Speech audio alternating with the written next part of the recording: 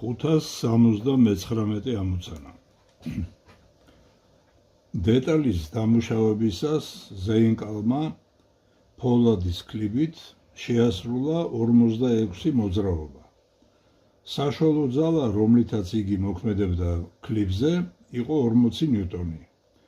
გადაადგილება კი თითოეული მოძრაობისას 8 სანტიმეტრი.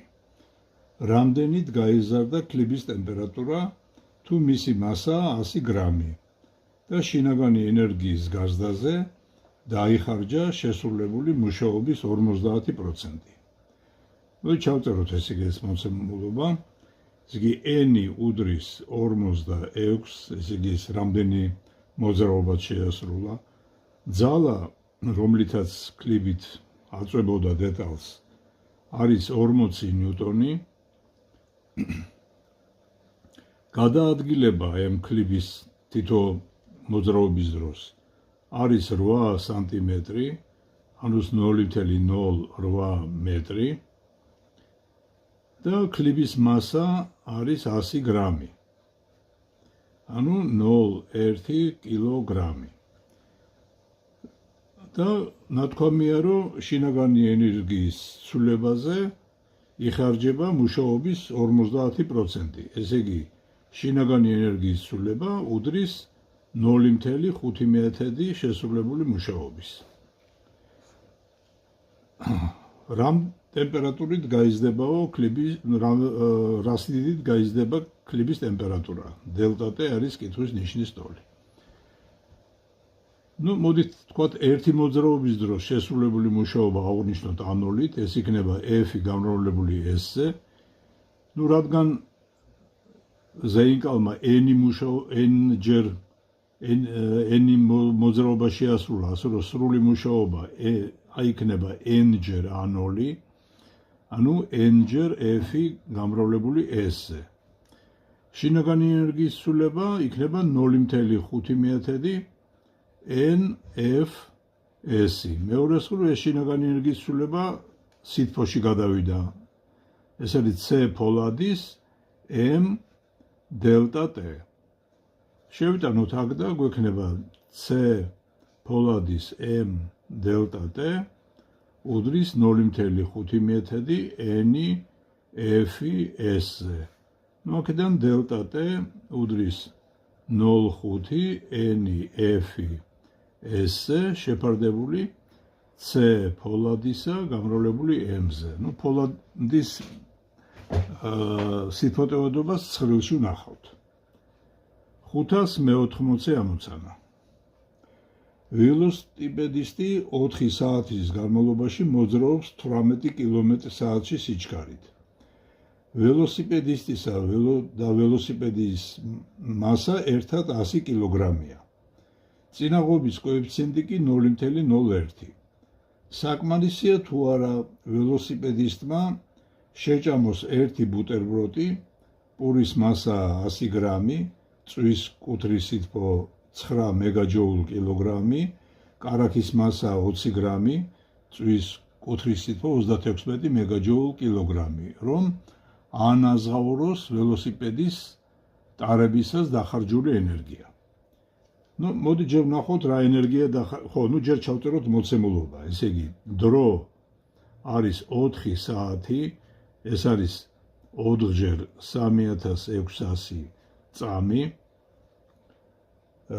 სიჩქარე V არის 18 კილომეტრი საათში, ანუ 18,000 3600-ზე, ხო? ეს და 36 გაიკვეცება, ეს 2 გამოვა, 200 იქნება, 1000 2-ზე 5 მეტრი წამში. წინამდებობის კოეფიციენტი K არის 0.03.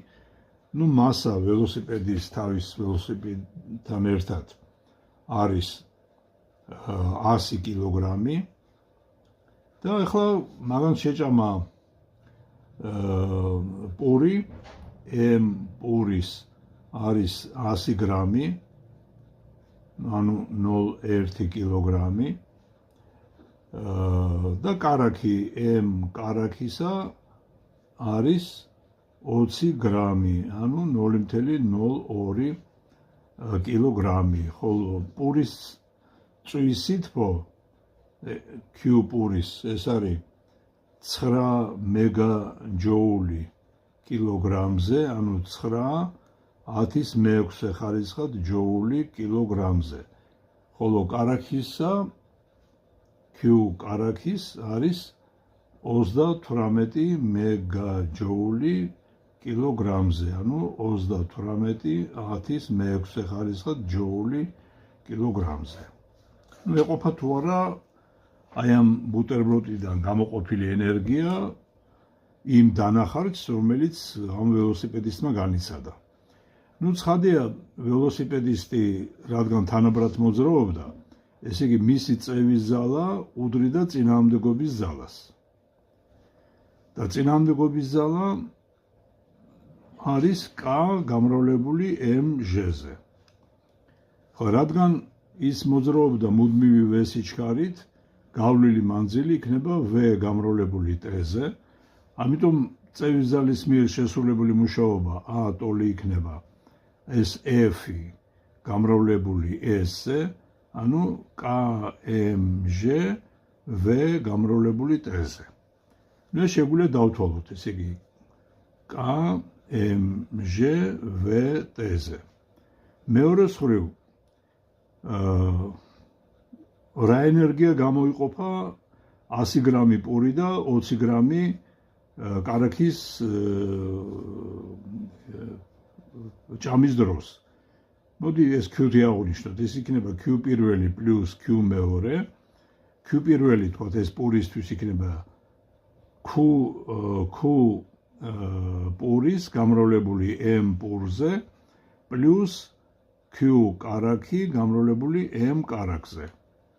ხლა ეს შეგვიძლია დავთვალოთ ეს რიცხვები და თუ Q აღმოჩნდა მეტი ან ტოლი A-ზე, ეს ნიშნავს, რომ ეს ბუტერბროდიდან გამოყოფილი ენერგია მას ეყოფა. თუ Q აღმოჩნდა ნაკლები A-ზე, მაშინ ესე იგი არ ეყოფა. აი ესეთნაირად გადავწყვეტ ამ ამოცანას.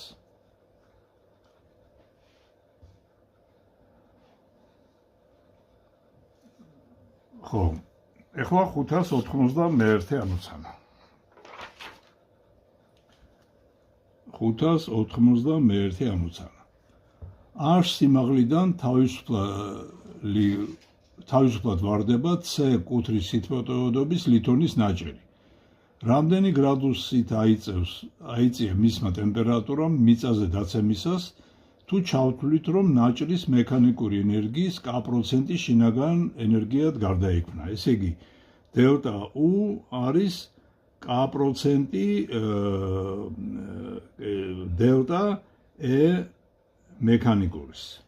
მაგრამ ეს K%, აი აქ რასაც მე შევიტან, ეს პროცენტებში კი არა, არამედ ნაწილებში იქნება. ესე იგი, ეს K% კი არ არის, არამედ K გაყოფილი 100-ზე არის. აი ეს K1 დავწეროთ. ეს არის K1. ეხლა თუ სხეული რაღაცა R სიმაღლეზე იყო, მისი მექანიკური ენერგია იქნება პოტენციური ენერგიის ტოლი. ამიტომ მას ენერგია ჰქონდა mg-ში. ენერგიის ცვლილება სიდიდით იქნება mg-ში. აი მისი ნაწილი შინაგან ენერგიაში გადავიდა. აი შინაგანი ენერგია დელტა U იქნება Cm დელტა T. ამიტომ ეგენი შეგვიძლია აი ამ ფორმულაში შევიტანოთ, ესე იგი და ჩავწეროთ, რომ Cm დელტა T უდრის K პირველი გამრავლებული mg-ზე. ეს მასები გაიკვეცება და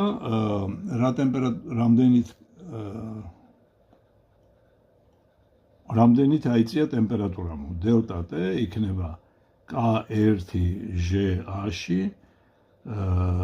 C-სთან შეფარდებული. ეგ იქნება პასუხი.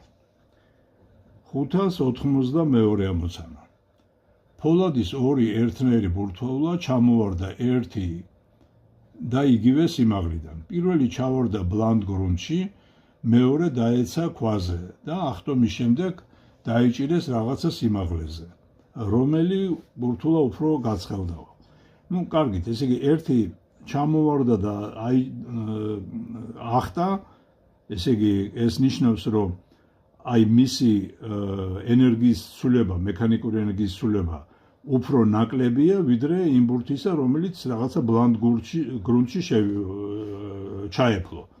ამიტომ მეორე შემთხვევაში მექანიკური ენერგიის ცვლილება რადგან მეტი არის და ეს ენერგია გადავიდა შინაგან ენერგიაში, დელტა U აი ამ მეორე შემთხვევაში მეტი არის ვიდრე დელტა U პირველ შემთხვევაში. ამიტომ მეორე შემთხვევაში მეტად გაცხელდება.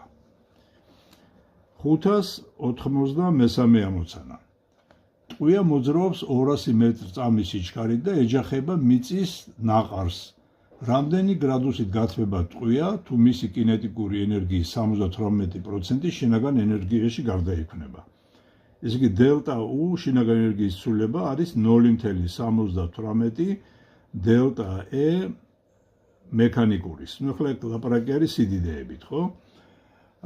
ტყვის სიჩქარე იყო V 200 მეტრი/წამში და ტყვია არის ნივთიერება, ესე იგი პლუმბუმი.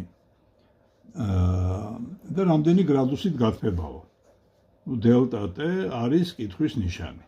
დელტა U არის C ტყვისა M დელტა T, ეს არის 0.78 mv კვადრატ ნახევარი, იმიტომ რომ საბოლოო კინეტიკური ენერგია 0 არის.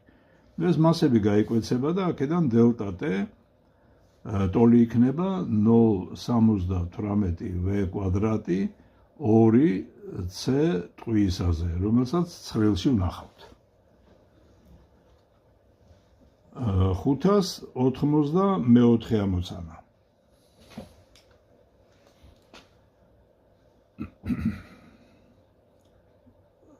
ფოლადის ნამსხვრევი ვარდება 500 მეტრის სიმაღლიდან და დედამიწაზე დაცემის მომენტში მისი სიჩქარე 50 მეტр/წამია. რამდენი გრადუსით გათბება ნამსხვრევი, თუ ჩავთვლით, რომ ჰაერის წინააღმდეგობის მთელი მუშაობა მის გათბობას მოხმარდა. დავხატოთ სურათი, ახლა აქ იყო ესეთი რაღაცა, რომ A-ში არის, ესე იგი 500 მეტრი, საბოლოო სიჩქარე არის 50 მეტრი/წამში და რამდენით გათბება ეს ფოლადის ნაჭერიო. ფოლადი არის, ფერუმი, ხო? სურათი წარმოვიდგინოთ, აი თქვათ, აქ იყო სხეული, ქონდა მანდ mgh ენერგია, აქ აქვს mv კვადრატ ნახევარი ენერგია. ეხლა ენერგიის სხვაობა არის mgh minus mv კვადრატ ნახევარი. ეს მთლიანად გარდაიქმნა შინაგან ენერგიაში, ანუ სითბოში. cm დელტა ტესტოლია. m შეგვიძლია გავიტანოთ ფრთხილებს გარეთ. gh minus v კვადრატ ნახევარი არის cm დელტა t. აქედან m-ები გავკვეცოთ და დელტა t-ისთვის მივიღებთ gh minus v კვადრატ ნახევარი c-ზე. c ეს ფოლადი არის. ამას ცხრილში ვნახავთ. კარგით, ახლა შემდეგი ამოცანა. 595 ამოცანა. L სიგრძის ძაბზე დაკიდებული ბურთულა გადახარეს B მდგომარეობაში და გაუშვეს. კედელთან დაჯახების შემდეგ ბურთულა გადაიხარა C მდგომარეობამდე ალფა კუთხით. რამდენი გრადუსით გათბება ბურთულა, თუ დაკარგული მექანიკური ენერგიის K% შინაგან ენერგიად გარდაიქმნება. ბურთულას კუთრის სითბოტევადობა ცნობილი არის. აი დავხატოთ ეს იგი სურათი. აი ეგეთი მდგომარეობა ქონდა, რომ ეს აქ ბურთულა იყო გადახრილი. თქვათ ეს L სიგრძის იყო ეს იგი ბურთულა, ისა თოკი. გაუშვეს ხელი, წამოვიდა ეს იგი დაეჯახა და მერე აირეკლა და აი აქამდე მოვიდა ეს იგი ბურთულა. აი ესე იგი ალფა კუთხით გადაიხარა. ახლა რატო ვერ მივიდა ბოლომდე? იმიტომ რომ აქ ენერგიის ნაწილი დაკარგა. ხო და აქ გითხრეს რომ ესე იგი ენერგიის შინაგანი ენერგიის ცვლილება უდრის მექანიკური ენერგიის დანაკარგის K%-ს. ესე იგი K შეფარდებული A-ზე დელტა E მექანიკური სტოლია. მოდი ვნახოთ ესე იგი თავიდან რა ენერგია ქონდა. ახლა ამისათვის მოდით ну სხვადასხვა ადგილზე შეიძლება ნულოვანი დონე ავიღოთ. მოდით ახლა ყველაზე მარტივია რომ აი აქ ავიღოთ ნულოვანი დონე, აი აქ იყოს ნულოვანი დონე. აქ გაჩერებული არის, ამიტომ პირველ მდგომარეობაში ენერგია 0-ის ტოლი არის. ეხლა რომ წამოვ დაეცემა და უკან დაბრუნდება, დაეჯახება ამ კედელს და უკან დაბრუნდება, მისი მექანიკური ენერგია იქნება აი mg a-ში, მაგრამ მინუს ნიშნით. ესე იგი m მეორე იქნება minus mg a-ში. რატო? იმიტომ რომ ნულოვანი დონის დაბლა არის. ეხლა ეს a-ში არის l კოსინუს ალფა. l კოსინუს ალფა, როგორც მიმდებარე კათეტი. ამიტომ ენერგიის ცვლილება ეს არის minus mg a-ს minus 0 იქნება minus mgl კოსინუს ალფა. ხოდა აი ზუსტად ეს ენერგია სიდიდით გარდაიქმნება შინაგან ენერგიაში, უпростоოდ მისი ნაწილი. ესე იგი cm დელტა t იქნება k გაყოფილი a-ზე mgl კოსინუს ალფა. m-ები გაიკვეცება და დელტა t-ს ვიპოვით ესეთნაირად. ეს არის k გაყოფილი a-ზე gl კოსინუს ალფა შეფარდებული c-სთან. 596 ამოცანა.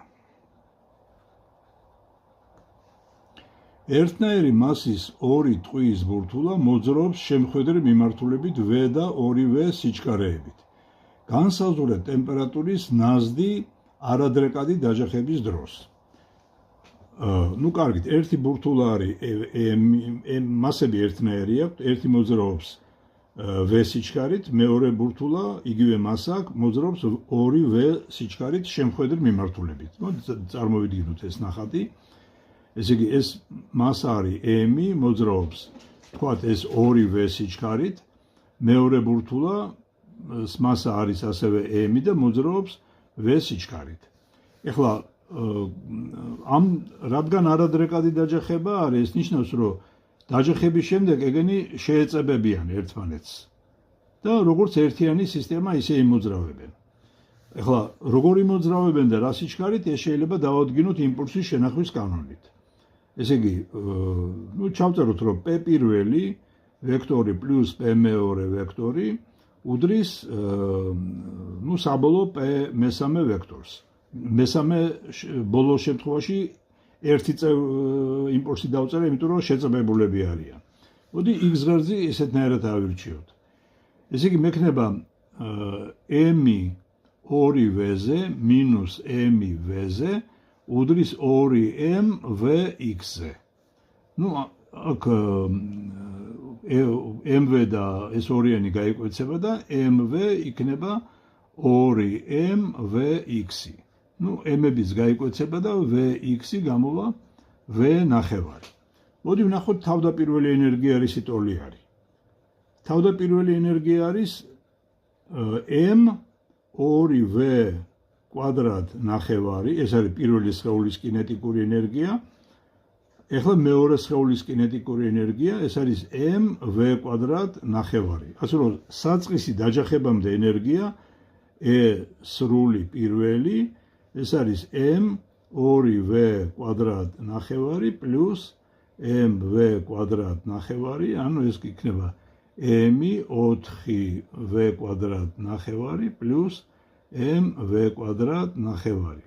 ამიტომ მე გამოვა 5 მეორედი mv კვადრატ ნახევარი. ეხლა დაჯახების შემდეგ e სრული მეორე. ეხლა ამ სისტემას უკვე მასა აქვს 2m, ის მოძრაობს v ნახევარი სიჩქარით. ამიტომ 2m v ნახევარი კვადრატ ნახევარი. 2m v კვადრატ მეოთხედი და გაყოფილი 2-ზე. ანუ ეს იგივე რაც ეს და ეს გაიკვეცება, იქნება 1 მეორედი mv კვადრატ ნახევარი. ენერგიის სრულება იქნება საწყის ენერგიას სრულ ენერგიას გამოკლებული საბოლოო სრული ენერგია, საწყისი მეტია საბოლოოზე. ეგ არის 5 მეორედი mv კვადრატ ნახევარს გამოკლებული 1 მეორედი mv კვადრატ ნახევარი, ამიტომ ეს გამოვა 4 მეორედი mv კვადრატ ნახევარი, ანუ 2 mv კვადრატ ნახევარი, ეს ორებიც გაიკვეცება და გამოვა mv კვადრატი. ეხლა ჩვენ აქ გვითხრეს, რომ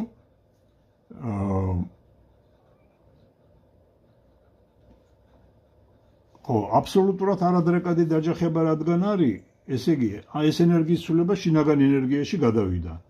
შინაგანი ენერგიის ცვლილება იქნება C2m დელტა T, იმიტომ რომ ორივე გაცხელდება. ამიტომ C2m დელტა T ტოლი არის mv კვადრატისა. m-ები გაიკვეცება და დელტა T-ისთვის გვექნება v კვადრატი შეფარდებული 2c-სთან. აი ესეთი პასუხი გვექნება.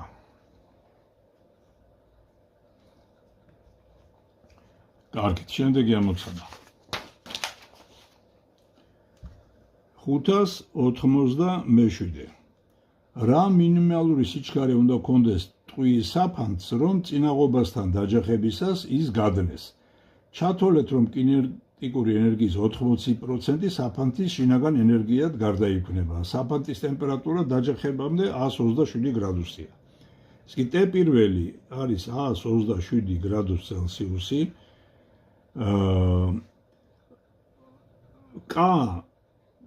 აი მოდი ესე ვთქვათ, ენერგიის ცვლილება შინაგან ენერგიაში გარდაქმნილი ენერგია ეს არის 0.8 დელტა E მექანიკურის. ნუ აქ რა თქმა უნდა სიდიდეები იგულისხმება ყოველთვის. და ესე იგი რა სიჩქარე უნდა კონდესო ტყუის საფანტსო, რომ დაჯახების შედეგად ის გადნეს. კარგი, თქვათ ტყუას ქონდა რაღაცა სიჩქარე V. ამას გვეკითხებიან. მაშინ მისი ენერგია დაჯახებამდე იყო mv კვადრატ ნახევარი. მე დაჯახების შემდეგ გაჩერდა ეგა. ამიტომ ენერგიის ცვლილება იქნება mv კვადრატ ნახევარი. აი მისი 80% გადავიდა შინაგან ენერგიაში. ესე იგი დელტა U არის 0.8 mv კვადრატ ნახევარი. ეხლა ეს რომ გადნეს დელტა U, ესე იგი ის უნდა ჯერ გათბეს დნობის ტემპერატურამდე და მერე უნდა გადნეს. უნდა იყოს C ტყუისა m T დნობის მინუს საწყისი ტემპერატურა პლუს ლამბდა ტყუისა m-ზე. შევიტანოთ ეს ყველაფერი. ესე იგი C ტყუისა m-ზე T დნობის მინუს T პირველი პლუს ლამბდა ტყუისა m-ზე, ეგ არის 0.8 mv კვადრატ ნახევარი. ეს m-ები გაიკვეცება და აქედან შეგვიძლია v კვადრატი ვიპოვოთ. v კვადრატი იქნება 2 გაყოფილი 0.8-ზე, აი ესა C ტყუისა T დნობის მინუს T საწყისი ტემპერატურა პლუს ლამბდა. ნუ დნობის ტემპერატურას ცხელში ვნახავთ. ხო და მე ამ სიჩქარედან ფესს ამოვიღებთ, ესე იგი, აი კვადრატიდან უბრალოდ 2 გაყოფილი 0.8-ზე C ტყუისა T დნობის მინუს საწყისი ტემპერატურა პლუს დნობის კუთრის სითბო ტყუისა. აი ეგეთი პასუხი გვექნება. 592 ამოცანა. გასროლისას m მასის ნაღმი, ნუ ტყვია, ლულიდან გამოვარდა v სიჩქარით. m მასის დენთის დაწვისას გამოთავისუფლებული ენერგიის რა პროცენტს შეადგენს ნაღმის ტყვის კინეტიკური ენერგია. გაანგარიშება ჩაატარეთ ქვემეხის ნაღმისათვის. ეს იგი მასა არის 6.2 კილოგრამი.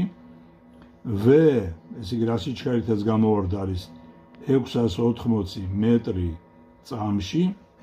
ტყვის იმის დენთის მასა არის 1 კილოგრამი და მეორე არის ავტომატის შემთხვევა.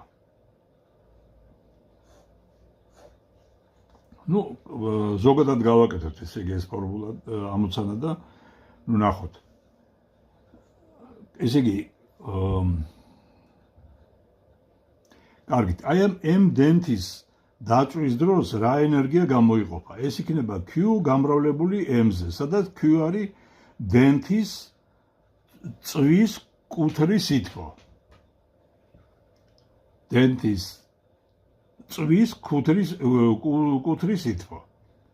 ხოლო ტყვის ენერგია, როცა ის გამოვარდება, არის mv კვადრატ ნახევარი. აი მას გვეკითხებიან, ეს mv კვადრატი Q-ს რა ნაწილი არისო? ესე იგი, მაქსიდიდე ავნიშნოთ, მოდი ეტათი, ეს არის mv კვადრატ ნახევარი შეფარდებული Q m-ზე. ეს თლად კარგად არ დავწერე, აქ უნდა იყოს ტოლობის ნიშანი, და ეს არის mv კვადრატი 2Q m-ზე. იგივეს ავტომატის გასროლისთვისაც გააკეთებთ, სხვა რიცხვები იქნება უბრალოდ. 599 ამოცანა. რას უფრო მეტი შინაგანი ენერგია აქვს? შიდა წვის ძრავას ცილინდრში მუშა ნარევის შეკუმშვის ტაქტის ბოლოს, ნაპერწკლის გახტომამდე, თუ წვის პროდუქტს მუშა სulis ბოლოს. ცხადია წვის ბოლოს, იმიტომ რომ ეგრო შეიკუმშება. ხო, არა, ეხლა აქ ნახეთ რაზეა ლაპარაკი. რას უფრო მეტი ენერგია აქვსო, ესე იგი ალბათ ტოლი აქვთ, ესე იგი ეს ენერგია. ეხლა ტემპერატურა, რა თქმა უნდა, იქნება მეტი წვის შედეგად, იმიტომ რომ იქ ცეცხლი გაჩნდება და ენერგია ერთ და იგივე იქნება, უბრალოდ იქნება ქიმიური ენერგია არის, ესე იგი იმ რა ქვია მაგას, ბენზინში რა, ესე იგი და აქედან გამომდინარე ზუსტად მაგ ენერგიის ხარჯზე ეს რო განთავისუფლდება, მე მექანიკურში გარდაიქმნება და ის აწვება და გარდაიქმნება, თორე სინამდვილეში ეს ერთი და იგივე ენერგია არის.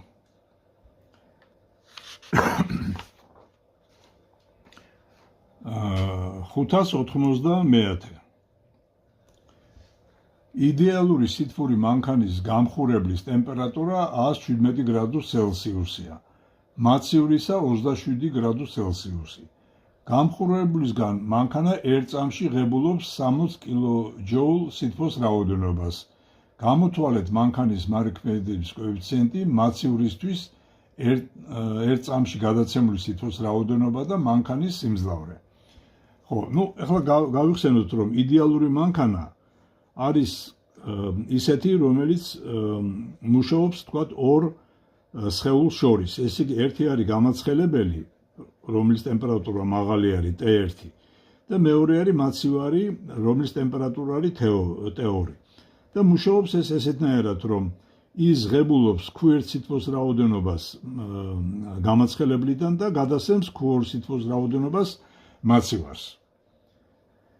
ეხლა მარგი ქმედების კოეფიციენტი იდეალური აირის მოიცემა ეგეთი ფორმულით T1 - T2 შეფარდებული T1-თან და ის ყოველთვის ერთზე ნაკლები არის, ესე იგი. ხო. ეხლა აქ ჩვენ გვაქვს მოცემული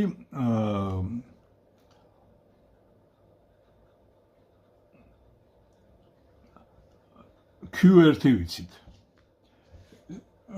ტემპერატურა უბრალოდ T პირველი ვიცით, რომ არის, ესე იგი 117 გრადუს ცელსიუსი, T მეორე არის 27 გრადუს ცელსიუსი. ესენი უნდა გადავიყვანოთ აბსოლუტურ ტემპერატურებზე, რომ მივიღოთ მარქმედების კოეფიციენტი.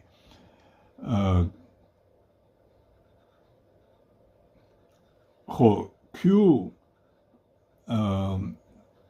გამხურებლისგან Q1 არის, ესე იგი 60 კილოჯოული.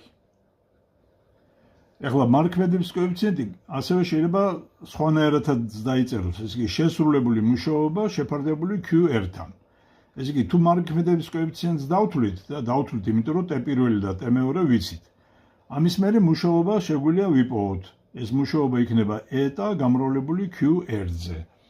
ეხლა გვეკითხებიან მარქმედების კოეფიციენტი მაცივარზე გადაცემული სითბოს რაოდენობა, აი მუშაობას თუ ვიპოვით ესეთნაირად, Q2 მაცივარზე გადაცემული სითბოს რაოდენობა იქნება Q1 მინუს A.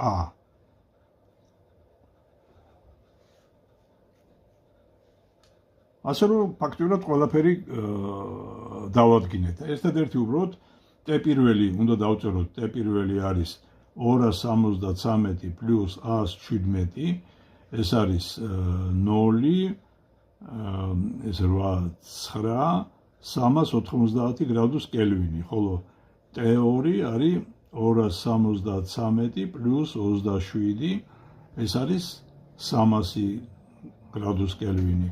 ნუ აქედან დავთვლით მარქმედების კოეფიციენტს, მერე დავთვლით მუშაობას და მერე Q2-ს. 591 ამოცანა. იდეალურ სითბურ მანქანაში გამხურებლისგან მიღებული თითოეული კილოჯოულ ენერგია 300 ჯოულის ტოლი მუშაობას ასრულებს. ესე იგი, თუ Q1 არის 1 კილოჯოული, მუშაობა არის 300 ჯოული. განსაზღვრეთ მანქანის მარქმედების კოეფიციენტი და გამხურებლის ტემპერატურა. თუ მაცივრის ტემპერატურა T2 არის 280 გრადუს კელვინი. ესე იგი, უნდა ვიპოვოთ T1, გამხურებლის ტემპერატურა და მარქმედების კოეფიციენტი. ნუ მარქმედების კოეფიციენტს დავადგენთ აქედან A შეფარდებული Q1, ეს იქნება 300 შეფარდებული 1 კილოჯოული, ეს არის 1000, 200, ეს კი 0.3 არის, არა? ეს არის 30%. მერე დავწერთ ამ ფორმულას, eta არის T1-ს მინუს T2 შეფარდებული T1-ზე, ანუ ეს იგივე რაც 1 მინუს T2 T1-ზე და აქედან T2 T1-ზე ეს არის 1 მინუს eta, ხოლო T2 არის T1 1 მინუს eta-ზე გამრავლებული.